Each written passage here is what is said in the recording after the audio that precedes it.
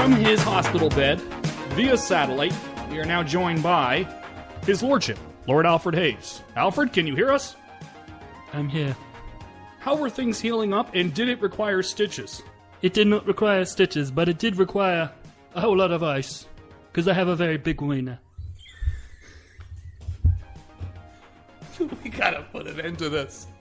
We gotta put an end to this storyline. I blame you. I blame you for keeping this going. You are the guy that has been encouraging me. I'm sorry, man. As soon as I heard of this wiener injury, it became the most compelling part of our show. That does not say a lot about our show. Yes, it does. It's for those of you that need to Google Lord Alfred Hayes and penis. You can find out the story, the backstory behind this story. But for now, just take it from me that this is one of the most entertaining parts of our show in the past. I need some polished sporin for my penis. Sean, can you possibly snail mail me a little bit of that polished sporin for my penis? It sounds like he needs more than a little bit. You gotta be real, too. This sounds more like Morrissey than it does like Lord Alfred. Oh, no.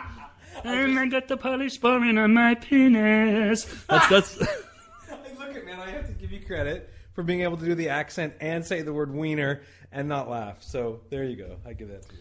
As you can tell, I'm joined by the one and only Shotgun Shan. We are live in studio. We're doing a little live studio thing. This isn't usually how it goes. I think that's why we're a little bit off, is we're just not used to seeing each other while we talk. We're used to just getting on and doing the old Skype line. But guess what? Guess what? It's not just me. It's not just Shotgun Shan. The original Three Musketeers of Wrestle Talk Radio are back together in one room on the air. This is Spreaker Web Radio. I am Luke Forrest. He is Shotgun Shan. And I am now very pleased to introduce the third Musketeer, none other than Ernest Matthe. Ernest, welcome back to the studio, my friend. Taktanka. Thank you for having me. Sorry, I wanted to get my Lord Alfred Hayes impression in there. You only said one word. That's all I got. Taktanka. What's been going on? Taktanka. Not much. I haven't really been keeping up on some things, so we just watched a little bit of a recent show to kind of bring me back into wrestling in October/September 2015. Otherwise, just doing my thing, talking radio talk type stuff, and that's about it. Talking radio Taktanka type stuff. Taktanka. This is live too, ladies and gentlemen, in case you didn't realize. And yeah, we watched the NXT TakeOver Respect show. The three of us just sat down and watched it. Shan and I had already seen it one time. Ernest, not only has he not seen this show, he has not seen NXT until today. Shotgun Shan, can you believe this? To me, I mean, it had to be a real visual treat for our good friend Ernest Matthe, who really has been, I think, only exposed to the diluted WWE product as of late, and being able to see what's going on behind the scenes as sort of the next generation of WWE. I would assume, Ernest, that maybe your outlook on wrestling has changed a little bit, seeing what's coming down the pipes. Definitely. I have actually. I will correct you and say that I have seen the odd NXT match here and there. Like I've seen some Finn Balor before, and Sami Zayn, and I know Kevin Owens was there, and then obviously now made the jump to the big roster. But yeah, I think it's just very interesting that the WWE felt the need to basically sort of take the essence of Ring of Honor and some of the smaller promotions, but just make it their own kind of thing, like make their own version of that. So it is interesting to see, but it really has, to me, all of those elements at play, like the size of the buildings they're in, the production values, and of course the crowd is such a big part of it. It's very much an indie show crowd. So I love the vibe, and yeah, I was really excited to watch the show because I heard some good things. It really is sort of the full circle of where we were at maybe a couple of years ago, where you could really get the impression that behind the scenes the WWE guys turned their nose up to the notion of the indies. And now they've built their own indies out of the top indie stars and taken the indie sensibility. And as we were saying, and as I've said before, the thing that makes NXT so special is that you see everyone performing at what seems to be their highest level of ability and not people being held back to protect the pecking order. So, I mean, to me, really interesting to see that they've adopted the sensibilities of the independent scene. Oh, NXT is absolutely a super indie at this point, and it will continue to be. And there's more talent that's coming, even since our last show, Shan, into NXT. Some very recognizable talent, one in particular. So we'll talk about that, and we'll sort of go through the NXT show. Ernest got to see the majority of it, the most important things on the show, and Shan, again, has seen it, and we're now, I've seen it twice as well. So we'll talk about that. But before we do, since we're all here, I don't know if you guys know this, but this is the anniversary this week of the passing of Brian Pillman. And Ernest Matthe, many moons ago, you used to babysit me, right? And I'm just going to break the fourth wall right here on the air and just give you, the real deal, the shoot, okay? Ernest used to be my babysitter when I was... How old would I have been at that time? I don't know. I feel like if you were a baby, then I think you had to be kind of in that area. But I don't know, somewhere between like 3 to 6 years old, something like that. Right. You had a real hard time with things. Unfortunately, I misbehaved a lot. And we reached a point sort of in my mid-teens when my parents would call upon you, right? Shan knows this because I'm sure they vented to him, too, about this unruly 15, 16, 17, 18-year-old. Bad seed. And Ernest was really the only person that was willing to put up with me at that time. And it just so happens that the night... I don't know why I'm about to laugh at this because this is hardly funny. The night that we saw Vince McMahon in the pre-show, what they used to call free-for-alls in those days, we were all gathered at Ernest Mathe's friend's house, I believe. Or was that your house? I don't remember. It's been so long. Yeah, I can't remember exactly where it was. But yeah, we were all together and ready to watch a big show, and that was that. Right. So we were. I think it was actually at your old house. So we were at your house and we're watching the old free for all. What's that story, Shane? Are we talking about the night that Pillman died? Because this is what we're talking about. In a roundabout way. You were at my house. That's all right. That's wrong. That is okay. What you're saying is true. Pay-per-views were usually at Shotgun Shan's house in those days. Because I remember Sonny crying.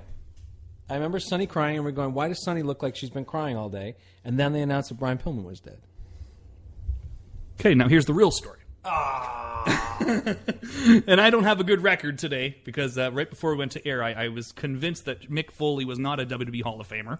Shotgun Shan said, I'm pretty sure he is. I said, no, he's not. And he said, I think he is. I said, I think you're losing it. And so I went to Wikipedia to prove I was right. I was wrong. That backfired. And it turns out Terry Funk inducted him in 2013. For this particular story, though, Shotgun Shan's wrong. And it doesn't happen a lot. So we'll put this in the Shan is wrong folder. And Ernie was babysitting me because I was the only person, I guess, or he was the only person, I should say, that my parents really trusted at that time. And I think they'd gone away for the weekend, so they put me with Ernie. And we were watching this little free-for-all, and Vince McMahon came on the screen with a very long face, but we weren't expecting anything, so we're just like, no, whatever. It's probably some storyline bullshit. And he started talking and said something about Brian Pillman. I think all of us still at that point were thinking, because they were doing an angle at that time where he was, he had not kidnapped. He won a match where he actually got Dustin's wife. So he had Marlena in his captivity, you could say. Possession, yes. And we thought maybe it was something to do with that storyline. We found out quickly that was not the case, and Vince announced that Brian Pillman had passed away, and he was found in his hotel room. But Ernie, I know it's pretty foggy on all of our parts here. That was one of the few pay-per-views we did not watch at Shotgun Shan's. The actual pay-per-view itself did not work at your house. Oh, was that same one? Because you didn't pay your bill. And we sounds like me, all right. We had to go down to this little hole-in-the-wall dive, just disgusting place. A cesspool, I think is the best way to put it. And we went down and watched the pay-per-view. I don't even know if we had any sound. I think we may have been really quite ghetto fabulous that night. Yeah. No sound in this little watering hole. And we watched the pay-per-view, which did feature one of the great matches in WWE history, and especially of that era, in Shawn and Undertaker. In the great Hell in a Cell match that they had, which kind of blew everybody's mind that night. But in a very roundabout way, that was the night that Brian Pillman passed away. I was with you, Ernie. Your memories of that night, now that I'm sort of bringing it back to you a little bit. Well, I mean, they were kind of sad because we were so excited to have this pay-per-view capability in a place that didn't really have pay-per-view capability, and then it turned out to kind of fall through last minute. But just certainly, I mean, disappointed about Brian Pillman. I think one of the things that really sort of, really ramped up the Attitude Era and just wrestling in general at that time, was that gimmick that he and the storyline he had with Stone Cold Steve Austin, and the Austin showing up at his house and Pillman having a gun. It was, in my opinion, they had never done anything that extreme ever in the history of WWE before that time. And that really got us on, really on board with Pillman. And of course, they did the Hart Foundation thing, and he was a part of that. So I was definitely a big Brian Pillman fan. I'd heard a lot about him from his time in WCW. I didn't really follow WCW too closely, but I had a friend who did. And, I'd see the odd match. And, he had some pretty 80s hair for sure, but obviously his in-ring action, his abilities were certainly, top-notch. And so it was a big loss, I think, for WWE. And at the sake of going on way too long here, since then I've had a chance to watch a lot more of his matches from the WCW era, and he truly was great. And I think there was definitely a time where WCW, like some of the in-ring workers they had at a time, were really performing at a higher level than WWE, but I just, I was pretty ignorant to it at the time, and it wasn't as readily available as WWE was back in the 90s where we were living. So certainly a great athlete, and the loss of him and the inability to watch the pay-per-view that night led to certainly some sadness and frustration. Shotgun Shan, you and I actually had seen Brian Pillman in the WCW days. We used to very sporadically be able to get WCW on our rabbit ears. I know there was a time when it was on CFGO, I think at like 12 at midnight or something like that. There was also that great little time when Channel 49, which soon became a religious channel after that, Channel 49 would run WCW worldwide at 11 on Saturday, and then Superstars would be on Fox at noon. So it was like you had that 2 hours of both promotions back to back. And I'm pretty sure that's where we first saw Brian Pillman. What were your memories of the first sort of memories of Brian Pillman and really watching him mature into what he became, the guy that came into the WWE? Well, I think Brian Pillman, when I think of Brian Pillman, I think of two things. First of all, I think of the way he kind of revolutionized, at least at that time, the high flyer, the high flyer with the sort of personality. There were a lot of high-flying guys that they had that were all about the moves, but Pillman kind of brought both things to the table, particularly when he was with Steve Austin in the Hollywood Blondes. So I kind of think of that. The other thing I think about is that Brian Pillman, while he did have an impact in WWE during the relatively short time that he was a featured performer in WWE, really, I feel more like he's left a long-lasting impression on a lot of people from what he introduced through that character. Because quite often you'll hear people refer to this person with an intensity, kind of like Brian Pillman, or his characters, he's reminiscent of that Brian Pillman. And when you look at sort of the calendar, Pillman didn't really play that character for that long in WWE, but it had such a huge impact and changed the game so much that he's still mentioned, and he's still, likened to, other people are likened to him and to the impression that he made on the wrestling business. So I think Pillman's legacy's lived on in that way. Yeah, I would actually just quickly sort of interject that in a way, and I'm sure there's other people that involved this, but he sort of almost gave you like the third option. It was like heel, face, or crazy to me. Like that's almost like a separate possible gimmick that's not necessarily heel, not necessarily face, but just crazy. And to me, he was one of the first guys that really brought that, and so that was very innovative. You're so right about that. Everything you guys just said. Quite the interesting whole scenario too when you think about how he left WCW and he convinced Eric Bischoff it was all a work and got his release so we can make it seem real, That was the whole mentality behind that, is if you actually give me my release, then it's going to we're going to be working the fans. They're going to think this is a real deal. He really got fired. And it was 100% orchestrated. Of course, Pillman was negotiating with WWE at the time. He went to ECW, which was approved by Bischoff, and that was going to be sort of, again, how we put over this loose cannon character, because that didn't start in WWF. That started in WCW, sort of near the end when he was, what was it called? The Rogue Horseman or whatever. He was with the Horsemen, and he was a nut, and he was basically a loose cannon, and you never knew what he would do on camera. The workers in the locker room, a lot of them that were friends with him, didn't know if it was real or if it was fake. He was that convincing. He was borderline psychotic, and he would swear on the air. There was, of course, the big moment with Kevin Sullivan. And in those days, too, this is huge. He had the match with Kevin Sullivan where he said, "I give up, Booker Man," or whatever. Kevin Sullivan was the booker at the time. And they had their "I quit" match, and he said, "I quit, Booker Man." And that was the big, oh my God, Pillman called him out as being the booker, and basically sort of made a mockery of the fact that the booker is booked himself to go over him. And again, that was planned as well. So it was a really amazingly orchestrated work put together by Pillman, which actually got him a real release because we got to make it real. And then, of course, he was negotiating with WWF and got the deal. Unfortunately, he had that awful accident in that time. Was on ECW television. He had a few matches with Shane Douglas. I think he did a few things physical. Then he had that awful accident. And it kind of screwed up everything. I mean, he was really poised to be the new top heel of WWF to go against Shawn Michaels, who was the champion at that time. And that was kind of the whole mentality of him jumping was, I know I can work on top in WWF if I go right now. And he was going to, he got nice money and he got to have a lot of TV time, but unfortunately in ring it was just not meant to be at that point. But yeah, man, you've been able to go back and watch some of the matches in the old WCW. Yeah. Were they calling it the light heavyweight title at that point, right? Not the cruiserweight? Yeah, I think so. But I mean, he really the span, towards around the time, when he went to when they started Nitro, when he had that match, on the very first Nitro.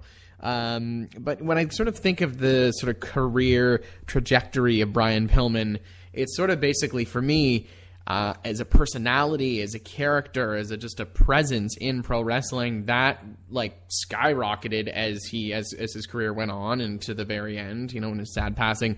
But where his in-ring ability, his ability to put on these 5-star great matches, work with guys who maybe aren't very good workers and make it a great match, that obviously just sadly went down. But as a result of those, he had I believe an ankle or foot injury even in WCW before the accident, but then the accident as well just sort of condemned him to not really being able to carry the same style that he did in his WCW days. And I remember too when he showed up and he was wearing the tie-dye pants.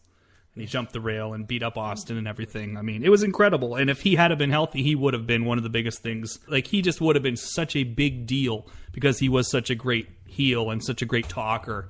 And like you say, I mean, his physical abilities had completely diminished by that point. I think his ankle was fused into one position. I mean, he was pretty much, screwed as a wrestler by that point. But as a personality, he was just better than ever. And I remember the transition, Shan, when we were going through and watching him at that time in WCW. And I remember when they made him heel, because he was that super cheesy babyface. Super duper corny white meat babyface. And then they turned him heel. And I remember right away just being like, damn. I didn't realize this guy had so much charisma. You know what I mean? But yeah, guys, also one thing I wanted to just talk to you about since we're all here is the Owen Hart documentary. They're starting to roll that out. It's on the agenda for things that will be released in the not-so-distant future. A lot of controversy surrounding this. His wife did not want this. And I just wanted to kind of get your thoughts. Obviously, we're excited to see Owen. We're excited to finally see a documentary on Owen. But what's your thoughts sort of on all the controversy, and where do you stand regarding this Owen Hart documentary if his wife is not necessarily behind the project?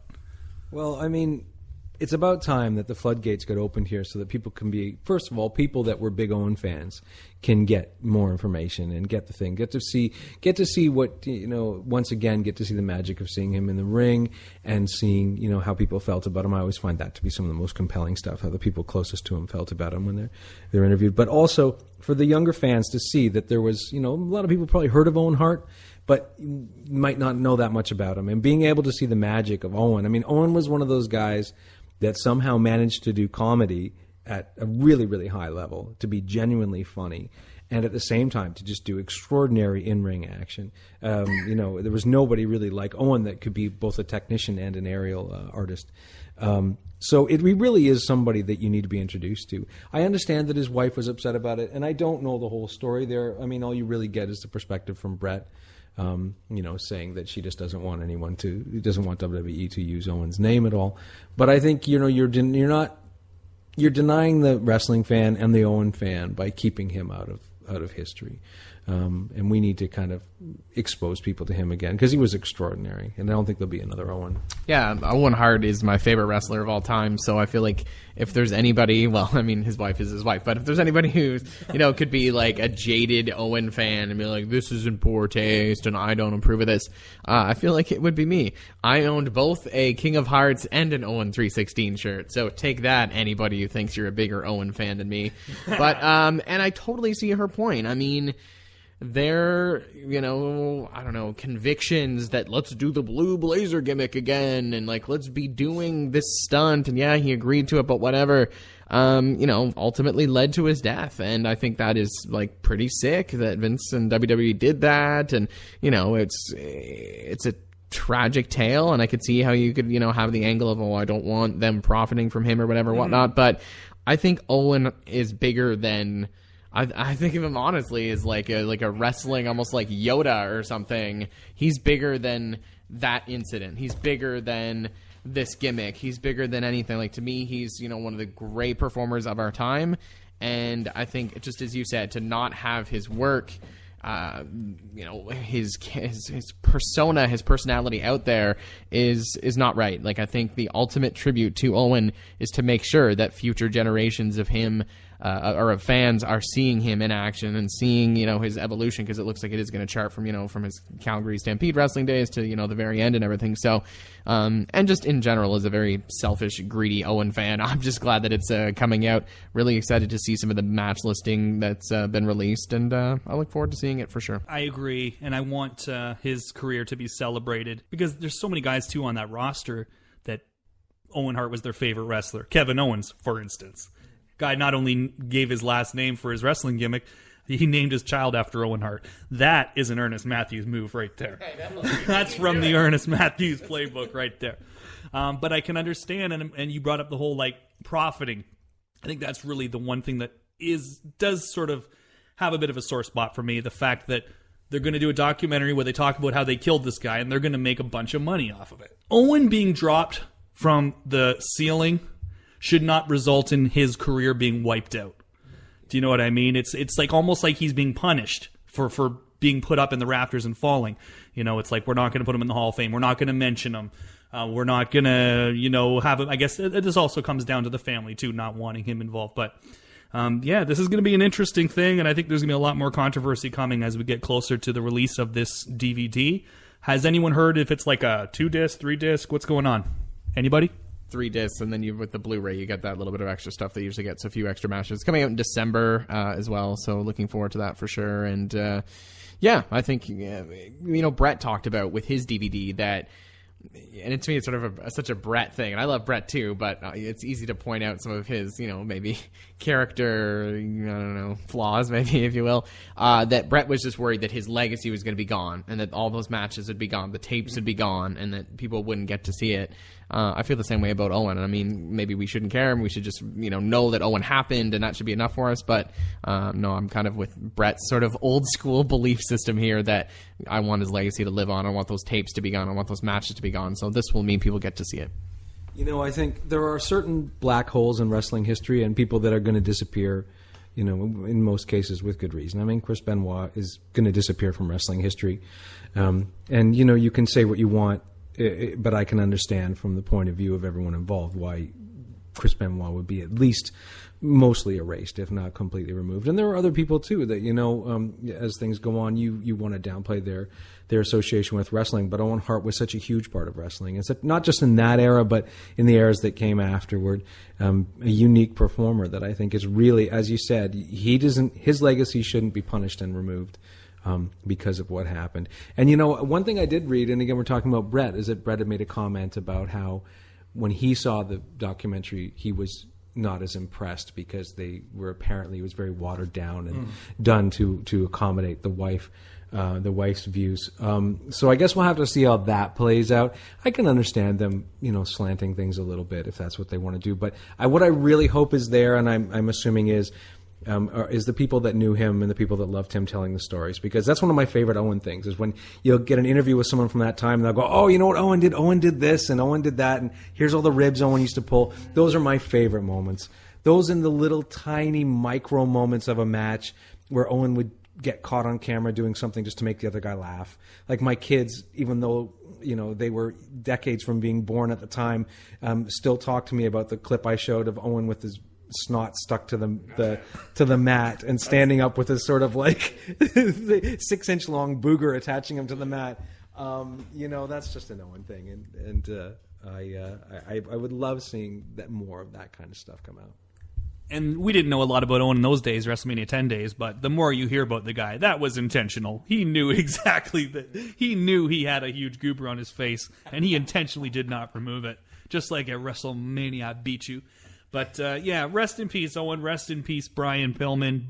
Owen not in the new game. Brian Pillman is in the new game, correct? Or is Owen in the new game? What the fuck's up? Owen's not in the new game. The new WWE 2K16, at least... He's the only one, I think. He's the only one out of the Hart Foundation that's not in, which upset me. As soon as I found out the DVD was coming out, I was so pumped, thinking that an Owen will be in. But I think once the DVDs come out and they've, it's already been that exposure again of Owen back into WWE history. Hopefully he'll be in next year. But yeah, Brian Pillman is, so that's kind of cool in its own way. I'm excited. So, guys, we got to sit down. We got to watch a little bit of NXT. It was a very good show that happened on Wednesday.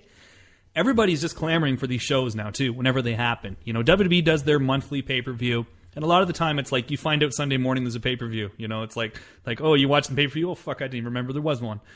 With NXT, it felt like days before everybody's like, oh, are you going to watch the NXT show on Wednesday? It's great that they don't do them every month because, again, everybody's just super jacked for them.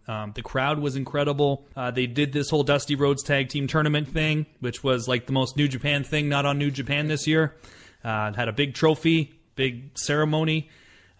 We watched the first 2 tag matches, Finn Balor, Samoa Joe. Wilder and Dawson. I don't want to wait. That was the very first match. Joe and Balor being put together for this tournament, I think, is pretty cool. I would say this was a really good show, a really fun show. There wasn't one blow-away match on this show. There wasn't one Sasha versus Bayley on this show. But as a show just to sit down and watch, I thought that the quality kind of just was very consistent. And for your first sort of NXT special, Ernest, what did you notice just in terms of sort of the difference right away, right out of the gate with NXT compared to what you see on the main roster? Well, definitely, that comparison to, we went to some ROH shows, obviously, in the summer, and those were big. And so, the crowd, with NXT, you've got young guys and women who are coming up with, really innovative offense and stuff. And I love that. Like, that to me is definitely a huge reason to watch. But I think you still really need to make sure you still have those fundamentals. And I'd say in just about every match we saw, there was a lot of great technical wrestling as well, like arm bars and, very good holds and submissions. And even just sort of, speaking to that very first match, they're really focusing on working on Finn Balor's leg for 10 minutes. Like that's just that really old school, telling a story, especially in a tag match. Can he get up, put the weight on that leg to get up and make the tag? And then, of course, towards the end to do the finisher. So, I really liked it. It has, the indie, new school feel of the indies, but also the old school style of, just to me, the quality, wrestling and the product kind of thing overall. Just that really quality there. Shotgun Shan? Joe and Balor as a team is really intriguing because when you take 2 guys like that and throw them together, when you know that they both have other plans, you can kind of see the seeds of something in the future. So while they may have been tagging on this show, I don't think there's any plan for them to be a permanent tag team going forward. But their chemistry was so good, you can't help but think that there's plans for them to go against each other in the future. So that, for me, was pretty exciting. I have to say, it was the feeling that started with this match and carried out throughout the rest of the show, and we talked about this before, is that the difference between WWE and NXT, at least at this point now, is with NXT, everyone's working to impress, everyone's working at 100%, not being held back. And what they did with this show, and as you said, there wasn't one blow-away match, but I think if there'd been more mediocrity on the show, you would have seen some of those big matches as being even bigger than they were. What you got instead was a solid B-plus product straight all the way through. I don't think there was one match that under-delivered, and nothing went too long, nothing was too short. As we mentioned, the backstage segments were not overindulgent. You had a very short backstage segment, which would generally get its point across, and you'd move on. So it was quality, and it was a high level of intensity carried out throughout, which doesn't just show you that it's a strong roster top to bottom, but it shows you that production and management are in sync as well. So it was a really good product. I think just to summarize, for me, consistency. And even if you think of specifically when we get together and watch the WWE pay-per-views, we have this is the moment we're going to, smoke break or, bathroom break kind of thing. Pretty much there's going to be 2, maybe even 3 points in that 3 or 3.5 hour pay-per-view that we don't really need to be watching, where there wasn't really anything like that at this show. It was just consistent across the board, which makes it hard to go to the bathroom. People are kind of cut free to go out there and do their thing. With that said, I felt like this show, it didn't peak too early. There wasn't anything earlier in the show where it was like, okay, well, that was the show stealer. There you go. Now we're going to have a main event. Yes, it'll be good, but we've already peaked in this show. I felt like it just built and peaked at the right time. We'll get to the main event in a few minutes, but I thought that was like a really well-worked match in the sense of the last, whatever you want to say, 5 minutes of the match were the peak of that match in terms of the crowd, in terms of the action, in terms of the near falls. And that's really what you want when you're putting together a show, is for it to just go up, and then peak at the end. You know what I mean? So that was sort of what I felt about the pacing of the show. Yeah, it definitely felt like everything was building towards the main event, even if it had nothing to do with the main event. Yeah, so the next match, now here's a problem, okay? Here's a problem.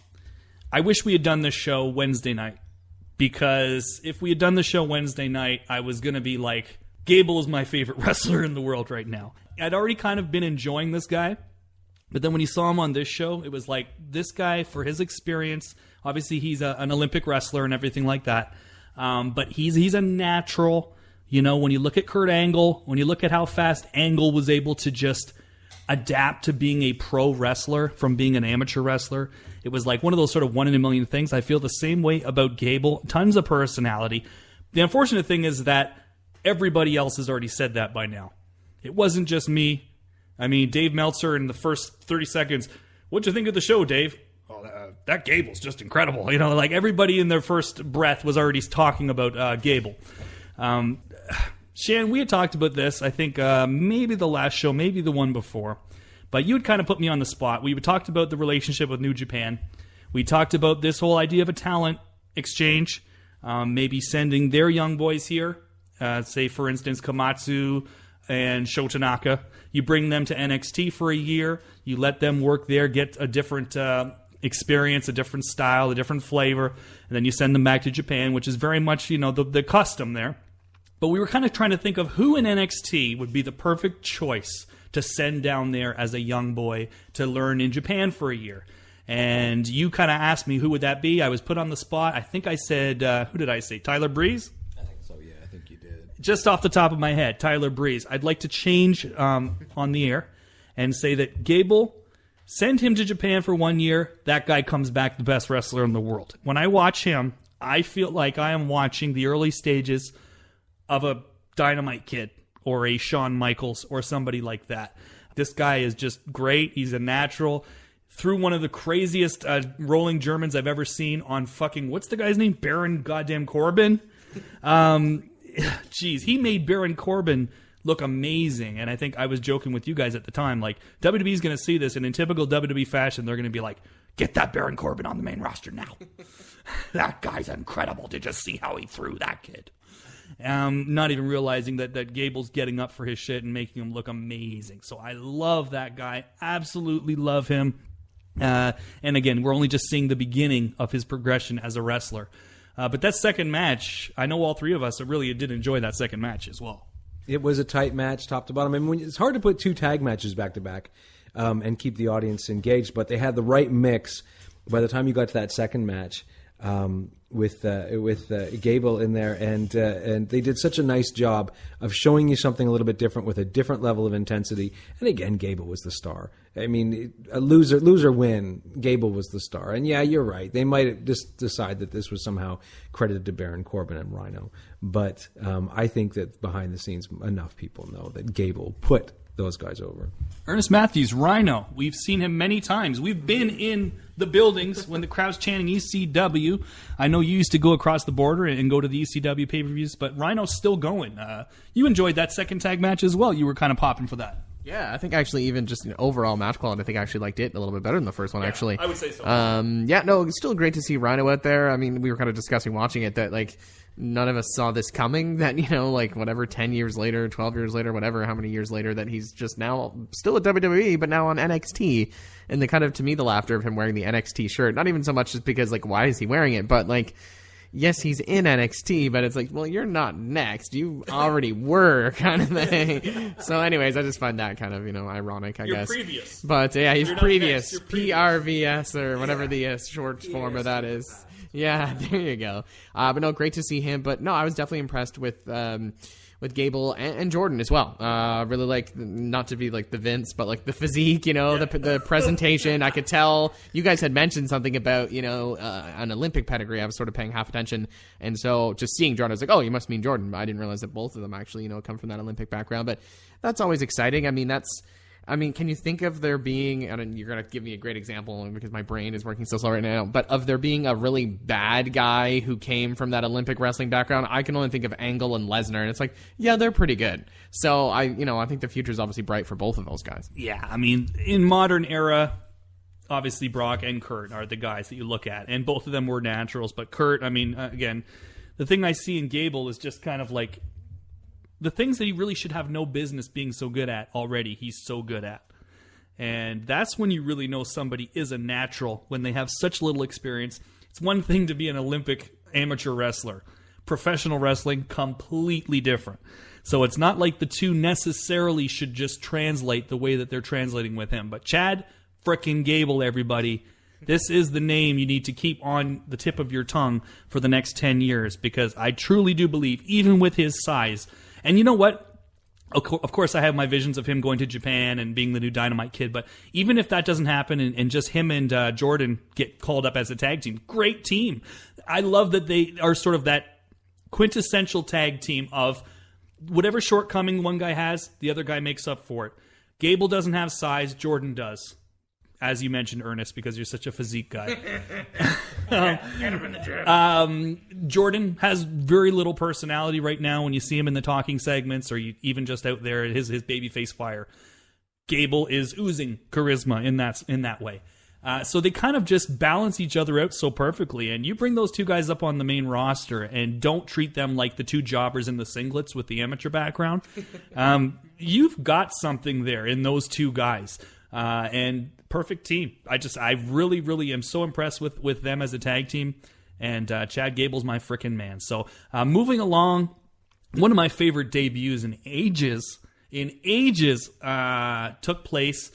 The first women's match of the night was Dana Brooke against the debuting Asuka, formerly known as Kana, a Japanese female wrestler that has just signed to the WWE. I believe she's about 34 years old. You might want to go to the wiki for that, but I'm pretty sure that Kana is 34. She's not exactly the youngest person on the roster, but definitely somebody that still has a lot of gas left in the tank. And boy, did she have gas in the tank, Shotgun Shan. Okay. Boy, did she have gas. I know, that's why I had this feeling you were going to stop on boy, did she have gas, and I thought, Poor well... Dana, whatever it is, like having to be in the ring for that. Look, before Dana was on gas. before I even talk about Asuka, let me just mention something here that kind of struck me as you mentioned the first women's match of the night. That's right, folks. There's not one, but two exceptional women's matches, with the second being a 30-minute Iron Man match. So they put in two women's matches. So being the first of those two, you've got to feel that the audience is kind of going, whatever. But the fact that the pedigree and the level of quality in the female wrestling in NXT is so high, you can pull that off and have a superstar debut like this. And Asuka was outstanding. I really had only limited exposure to Kana before, but I was thoroughly impressed, not just with her technical ability, which was astounding and very polished, but the way that she was able to play the crowd, the interaction that she had, the level of confidence and charisma that translated immediately to the North American audience. I can't see any way that she's not going to be a massive star going forward. The one thing I will say is it was really encouraging for me to see that Randy Savage's old seamstress has found something to do with his old tights, that they've sewn them together into Asuka's gear, because... That's exactly what it looks like. They took the end of the roll from all the Randy Savage fabric, but boy, she was great. What a presence. I can't wait to see what she does next. Mm-hmm. And definitely, obviously, as you mentioned, like she has the the wrestling ability, the technical skills, and everything, but just that charisma. And I don't know, I feel like this is like my inner Triple H talking, so I feel really dirty and lame saying this, but she just has it. like everything. Like she looked like she could beat somebody up. She looked like she kind of had a little bit of like that crazy factor too. But then also, this is like the super sexist old school wrestling fan, because I've never really been exposed to a lot of, other than some Lita matches, some like really good women's wrestling. But she just also just looks stunning sometimes. Like just looking at her, you're just like, wow, like she's, amazing. You're right, by the way. I'm Mr. Fact Checker, 34 years old. You're right about that. And so I think you can see that. She's obviously been in business for a while, I assume, being 34 years old. And she's honed her craft kind of thing. So to me, not surprising, but just give her all of the belts now and just everything. Even the men's titles, just give them to her. Yeah, within the first few seconds of that match, it was kind of amazing. It was almost like they started the match, just sort of walked up to each other. Dana Brooke did the heel shit, like, slapped her, did whatever. The crowd chanted, "You fucked up." Not because she screwed up the slap, but because she just slapped Kana. Yeah. You don't want to be doing that. And the crowd doesn't even know her, really, but yet they already knew, okay, this girl's badass. You show the few packages of her from, previous experience in wrestling in Japan and all that stuff. The fans know she's bad. And when she got in there and she just even threw her first few kicks and everything, how fast she was, how crisp she was, when she's just sort of circling Dana Brooke and just, her footwork and everything. You can already hear the fans, ooh, ah. She hasn't even done anything yet. The fans are just amazed at how crisp she is, how polished she is. And, you're talking about a whole different kind of training, too, for these Japanese female wrestlers. This isn't anything new. We used to watch the Jumping Bomb Angels back in the day. They were clearly better than everybody else in the entire company at that time. Like, they were the absolute best workers, right up there with Dynamite Kid, you'd probably say, at that time. And this is not anything new. There's just a completely different style of training that they go through. And she's here now. She is a huge American wrestling fan. Her favorite wrestler growing up was, drum roll, Triple H. No. So now we see why a 34-year-old woman is getting as if that's the reason. As if that's the reason. But and also, we got two married men here, but I have no problem saying, she's a beautiful woman, a very beautiful woman, very stunning, and like you say, she's got it. She's got the look, she's got the personality, and the only thing she doesn't have is the English promo. But there's this little guy named Bill Goldberg. Who got over like a phenomenon, whether we like it or not, whether we were into it or not. Nobody can disagree that Bill Goldberg in like 98 to 99, whatever, was flipping a phenomenon. You'd see his shirts everywhere. It was just the biggest thing in wrestling. It really was on par with Steve Austin at that time. Bill Goldberg. And that motherfucker could not talk to save his life. He actually spoke the language, too. And he spoke the language, and he couldn't talk. And yet he was over like Rover. You don't need to talk to be a top star. And I do hope that that's not something that they look at as a hindrance for her, because she doesn't have to talk. You do a quick little video package with a few subtitles even, or just, you could do anything. But again, she's got everything that's needed to be a humongous star. And I think people that aren't hip to this whole new thing of women's wrestling, because again, it's this brand new thing that's taking over sports, women, 2015, all these years. But it was amazing to see her in there with somebody that's so green and have such a good match and be able to make Dana Brooke look as good as she made her look.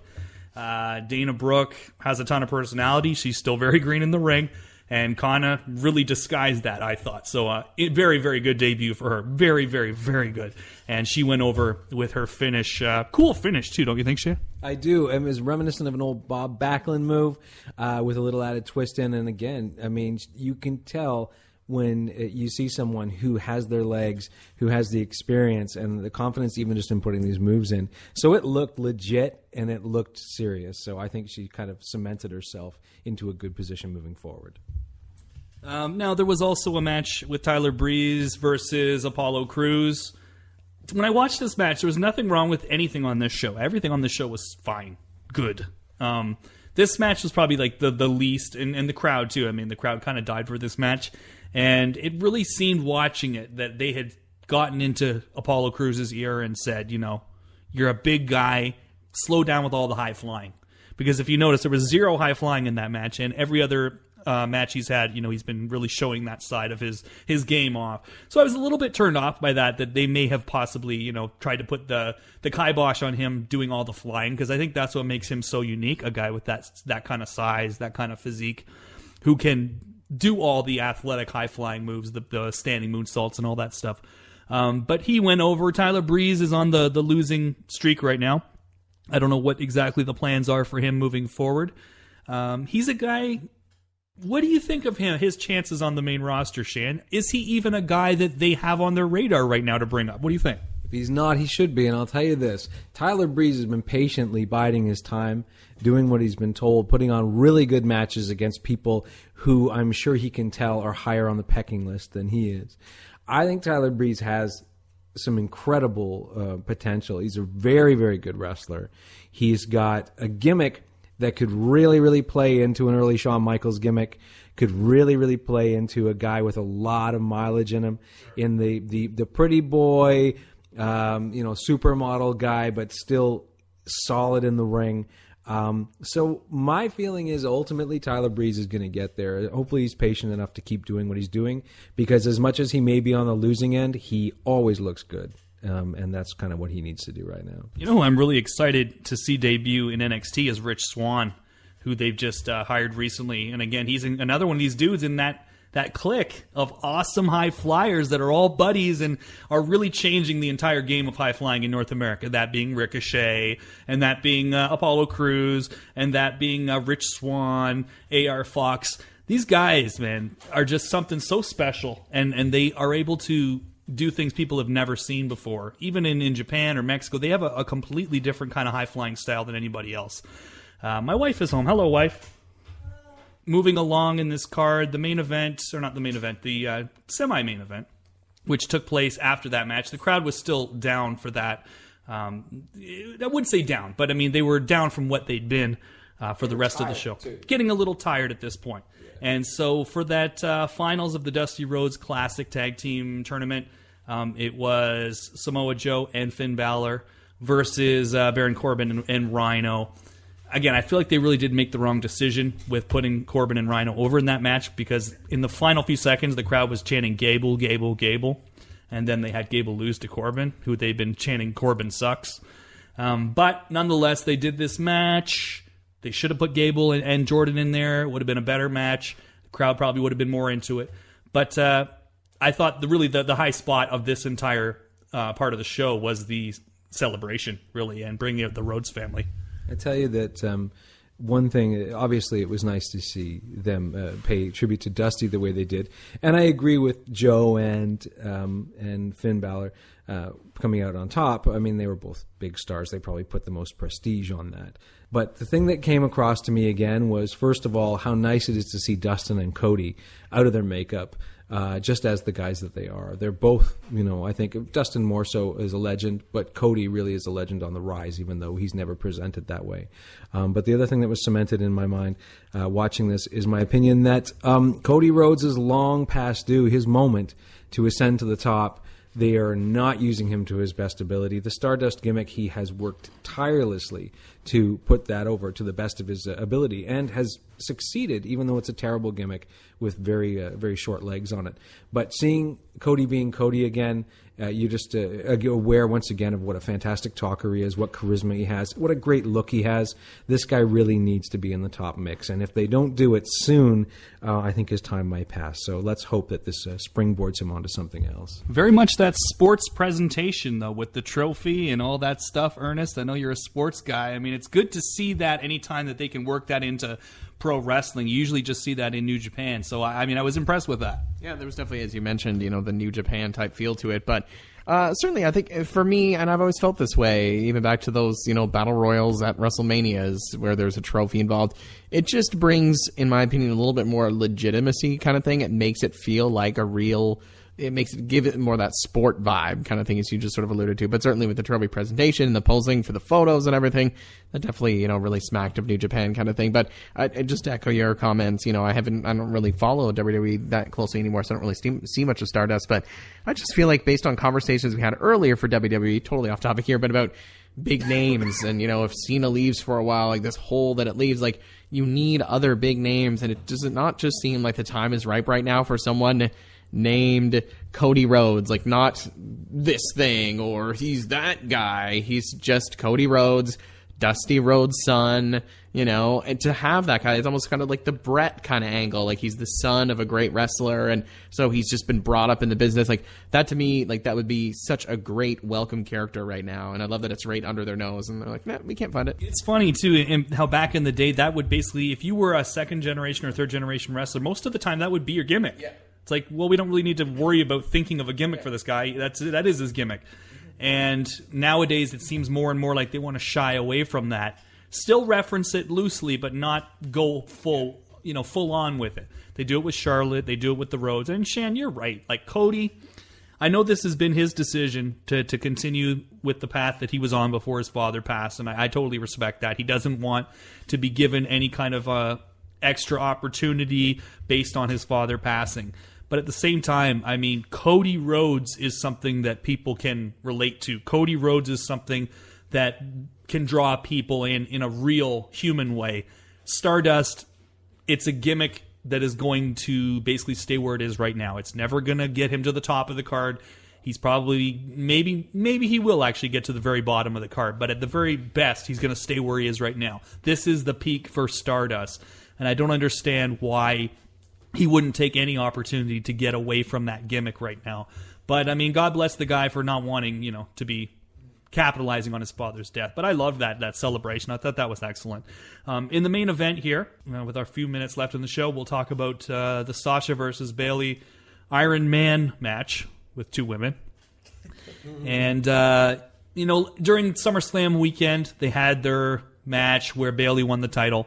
And a lot of people, including myself, really did say that was the best wrestling match of that entire weekend from any company. Ring of Honor did their big show, Field of Honor that weekend, and obviously SummerSlam happened. And I stand by that Bayley and Sasha had the best wrestling match of that entire weekend. It was perfect. There was absolutely nothing wrong with it. There was absolutely no flubs. There was no moments where they seemed to be out of position or something was mistimed. This wasn't that, but considering what it was, a 30-minute match, I still thought it was an extremely good match, and it felt like the main event. The crowd treated it like the main event, and they got really something so special with both of them. And I've talked on and on about Sasha. I think she's probably the best female heel in the company right now, and just a superstar when you look at her. Bayley, a superstar in a completely different way. Bayley, you can't help but feel good when you see a Bayley match. And I know that's what they're going for, but I don't think it's manufactured. She really comes across as sincere, as genuine. As I said to you guys earlier, even when you watch her facials, you believe that every emotion that she's conveying is real. And she draws you in that way. And then you add to that the fact that she's an outstanding wrestler. Putting her in against Sasha, who did you say Sasha was 23? Mm-hmm. At 23 is just ring-wise beyond her years. Could only result in a fantastic match. And, I think this really typifies what I love about NXT.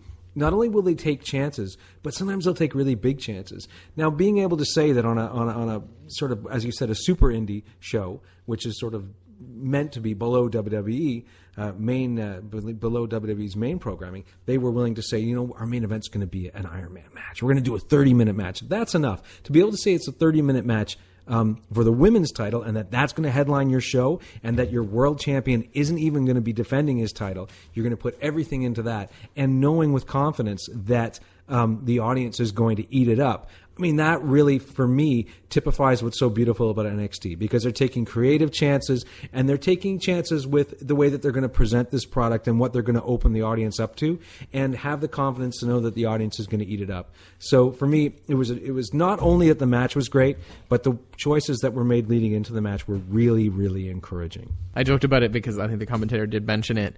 And to me, it's kind of like a tribute to Gorilla Monsoon. So I never, if I'm criticizing it, I'm joking because I love it. But history being made, it felt definitely to me like history being made, in the build up to the match, the ring entrances and the chanting of the crowd. But history for me more so being made because WWE just has not been willing to, accept that it's 2015 and that you can do different things. And that if you have two great workers who obviously have really good in-ring chemistry and have really good crowd response, you can put them in the ring together in your main event, even if they are not men. And so I think that was just really refreshing. And to be honest, I was getting kind of emotional there, like just based on the crowd reaction, and you could tell it was a real special moment kind of thing. They didn't need to have Stephanie sitting there to, oh, well, now it's special because Stephanie is there. To me, it was special despite Stephanie being there. Just the vibe, with the crowd and obviously the chants of like women's wrestling, stuff like that. Like, that was really cool. And yeah, I was surprised to see that basically out in my lifetime, seeing something like that in a WWE show, but fully deserved, as the fans indicated, and a great match. And so yeah, definitely a good moment for wrestling for sure. You mentioned something there, Matt, that I wanted to just point out, is that in this match, more than any other match of the night, the audience really did become a major player and a major character.